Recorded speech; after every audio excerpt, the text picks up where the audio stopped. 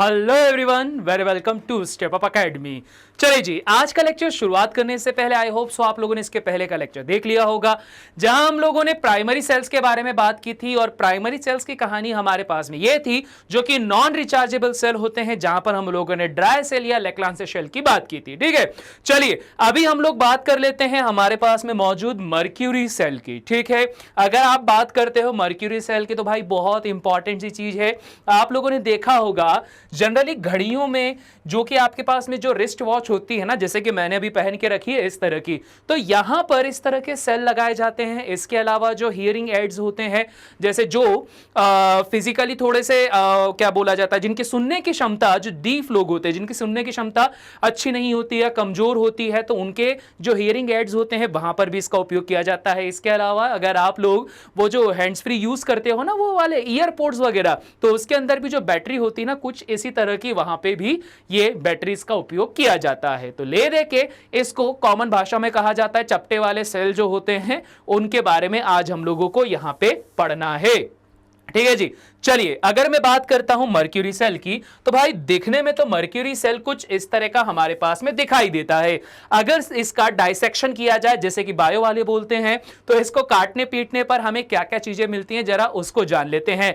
दो चीजों पे सबसे पहले फोकस होना चाहिए, वो होता है आपके पास में कैथोड और एनोड। अगर आप बात करते हो यहां पे क्या कैथोड है और क्या एनोड है, तो सबसे पहले आपके पास यहां पर जिंक जो होता है एज अ एनोड रखा जाता है। ठीक है, अगर मैं बात करता हूं इस जिंक के एनोड की, तो भाई ये जो पूरा कंस्ट्रक्शन है, कंस्ट्रक्शन में ये वाला जो पार्ट है, यहां पर ये जिंक का एनोड रखा गया है। वहीं अगर आप बात करते हो कैथोड की, तो भाई ऊपर वाला हिस्सा एनोड है और नीचे वाला हिस्सा कैथोड है, जहां पर मर्क्यूरी का ऑक्साइड जो है ना, वो रखा गया है मिक्स करके ग्रेफाइट के साथ में। तो ये जो सफेद कलर की यहां लेयर दिखाई दे रही है, यहां पर क्या रखा जाएगा भाई, यहां पर रखा जाएगा आपके पास में कैथोड। अब यहां पर क्या है कि इस रिएक्शन के अंदर गैसेस फॉर्म होती हैं जनरली, तो उन गैसों के लिए गैस वेंट बनाया गया, साथ ही साथ यहां पर है बैरियर, और साथ ही साथ में इसका जो केस होता है वो स्टील का बना हुआ होता है, तो उसको लिखा जाता है इनर स्टील केस। अब बात करी जाती है कि इस एनोड और इस कैथोड के बीच में क्या मसाला भरा जाता है, तो वो मसाला होता है आपके पास में पोटेशियम हाइड्रोक्साइड का saturated solution with zinc oxide. ठीक है, और ये क्या होता है, एज अ इलेक्ट्रोलाइट यूज किया जाता है। इसके अलावा बात किया जाता है तो टॉप मोस्ट शेल जो उसका रहता है, उसके अंदर ये आउटर स्टील का केस है, स्टील आउटर टॉप है, फिर टिन प्लेटेड इनर टॉप है। ये जो उठा हुआ सा थोड़ा सा पोर्शन दिखाई देता है ना, वो वाली चीज है। ठीक है, हमारे पास मेन काम क्या है, हमारे पास में सैंडविच वाला काम था। ऊपर की तरफ हमारे पास में जिंक की लेयर थी, नीचे की तरफ हमारे पास में मर्क्यूरी का ऑक्साइड है, किसके साथ में, ग्रेफाइट के साथ मिला हुआ।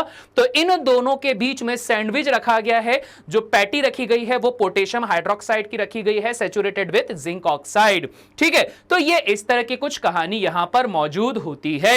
अब बात कर लेते हैं कि भैया यहां पे केमिकल रिएक्शन क्या फॉर्म होती है, वही सबसे इंपॉर्टेंट पॉइंट आपके पास में होने वाला है। अगर मैं बात करता हूं यहां पर एनोड की, तो ध्यान रखना कि यहां पे जो आपके पास में सब्सटेंस होगा वो जिंक और मर्क्यूरी का एक अमलगम होता है। ZnHg इस अमलगम का नाम होता है। ठीक है भाई साहब, जिंक और मर्क्यूरी का अमलगम होता है, दैट इज ZnHg। अब इसको जब कंबाइन किया जाता है 2 मोल्स ऑफ पोटेशियम हाइड्रोक्साइड के साथ में। अब ये कहां से आया सर, यहां पर इसको लाने का मेन रीजन ही यही था। पोटेशियम हाइड्रोक्साइड जो था ना, उसको मेन लाने का रीजन ही यही है, ताकि यहां पर एज अ इलेक्ट्रोलाइट या बोला जाए एज अ सॉल्वेंट इसको यहां पर पटक दिया जाए, जिससे कि क्या हो सके, रिएक्शन हो सके। जब इसकी रिएक्शन करवाई जाती है तो जिंक जो होता है मर्क्यूरी को यहां पर क्या कर देगा, अपने पास से दूर हटा देगा। क्यों? क्योंकि जिंक का बिहेवियर होता है हमेशा सामने वाले को 2 इलेक्ट्रॉन डोनेट करने का। तो जिंक हो गया इलेक्ट्रोपॉजिटिव, और उसको सामने दिखाई दे रहा है कि भाई ऑक्सीजन है, तो पॉजिटिव और नेगेटिव बहुत ही मजबूती से आपस में मिल जाते हैं। तो यहां पर आपके पास में बन जाता है जिंक ऑक्साइड, जो कि सॉलिड स्टेट में रहेगा। प्लस बदले में आपके पास में क्या बन जाएगा, बदले में आपके पास बन जाएगा वाटर का मॉलिक्यूल। और साथ ही साथ में अगर ये एनोड है, तो एनोड का काम क्या होता है भाई साहब, इलेक्ट्रॉन को रिलीज कर देना। एनोड का काम क्या होता है, इलेक्ट्रॉन को रिलीज कर देना। क्यों? क्योंकि सर एनोड वो जगह होती है ना जहां पर परफॉर्म होता है क्या, जहां पर परफॉर्म होता है ऑक्सीडेशन। तो यहां पर भी वही बात है कि भाई ऑक्सीडेशन परफॉर्म हुआ तो 2 इलेक्ट्रॉन क्या हुए, रिलीज हुए। तो ये हो गया एनोड। अब बात कर लेते हैं भाई साहब हम लोग यहां पर कैथोड की। तो कैथोड पे आपके पास में अब क्या सिचुएशन होती है, जरा उसको देख लेते हैं। भाई कैथोड पर आपके पास में मर्क्यूरी का ऑक्साइड होता है जो कि यहां पर मौजूद वाटर और इलेक्ट्रॉन के साथ में क्या, 2 इलेक्ट्रॉनों के साथ में क्या कर लेता है, यहां पे रिएक्शन कर लेगा। तो यहां पर भी सेम वही चीज आती है। अब देखो भाई साहब दोनों के कंडीशन समझ लेना, क्या सिचुएशन हो रही है, जो वो ज्यादा हम लोगों को पढ़ना जरूरी होता है। देखो सिचुएशन आपके पास में बहुत सिंपल सी है। आपके पास में रखा हुआ जो एनोड होता है वो ऑक्सीडेशन यहां पर करवाता है, जबकि रखा हुआ जो कैथोड होता है वो क्या करता है भाई साहब, वो हमारे पास में रिडक्शन को परफॉर्म करवाता है। ठीक है, ये बिल्कुल बेसिक सा यहां पर आपके पास में कॉन्सेप्ट रहता है। अब देखो यहां पर कंडीशन क्या होती है, एनोड में से जो भी कोई सब्सटेंस आपके पास में यहां पर निकला हुआ है वही सब्सटेंस यहां पर यूज किया जाता है कैथोड में, ताकि क्या किया जा सके, इलेक्ट्रॉनों को रिलीज करवाया जा सके। ठीक है, तो इस वजह से क्या होगा कि यहां पर से जो आपके पास में निकला था H2O आपने ये लिया, प्लस यहां पर लिया है 2 इलेक्ट्रॉनों को, और जब यहां पर इनके आपस में रिएक्शन करवाई जाती है तो आपके पास में रखा जो मर्क्यूरी है ये HgO से कन्वर्ट हो जाता है Hg में, और इसकी जो स्टेट होती है वो हो जाती है लिक्विड स्टेट। साथ ही साथ में ऑक्सीजन को छोड़ा, मर्क्यूरी अपने आप में कंप्लीट हो गया, और ये जो वाटर का मॉलिक्यूल होता है ना ये कन्वर्ट हो जाता है किसमें, ट्वाइस ऑफ OH नेगेटिव में, ये इस तरह से हो जाता है कन्वर्ट। तो ये हो गई कैथोड की रिएक्शन, और ये वाली थी एनोड की रिएक्शन। कैथोड की बात की जाए तो कैथोड पर हमेशा परफॉर्म होता है reduction, that is gain of electron. तो यहां पर आप लोगों को साफ दिखाई दे रहा है कि क्या किया जा रहा है, इलेक्ट्रॉन को गेन किया जा रहा है, जबकि यहां पर इलेक्ट्रॉन को लूज किया जा रहा है। अब at the end of the story यहां पर क्या किया जाता है, ओवरऑल सेल रिएक्शन बना दी जाती है। दोनों को ऐड करोगे, जब आप दोनों को ऐड करते हो तो ओवरऑल सेल रिएक्शन में यह देखने को मिलेगा कि ये वाले H2O से, अच्छा यहां पर नहीं काटता हूं मैं, अलग से यहां पर कर दूंगा। ठीक है, ओवरऑल रिएक्शन क्या मिलेगी, लेफ्ट हैंड साइड वालों को लेफ्ट हैंड साइड पे रखा जाए, दैट इज ZnHg, प्लस यहां पर मिल जाएगा twice of OH negative, plus आपके पास में मिल जाएगा आपको HgO, प्लस यहां पर आ जाएगा H2O, प्लस यहां पर क्या आ जाएगा, 2 इलेक्ट्रॉन्स आ जाएंगे। ठीक है, लेफ्ट हैंड साइड वाले हमने पूरे लेफ्ट हैंड साइड में लिख दिए। अब बात कर लेते हैं हम लोग राइट हैंड साइड वालों की।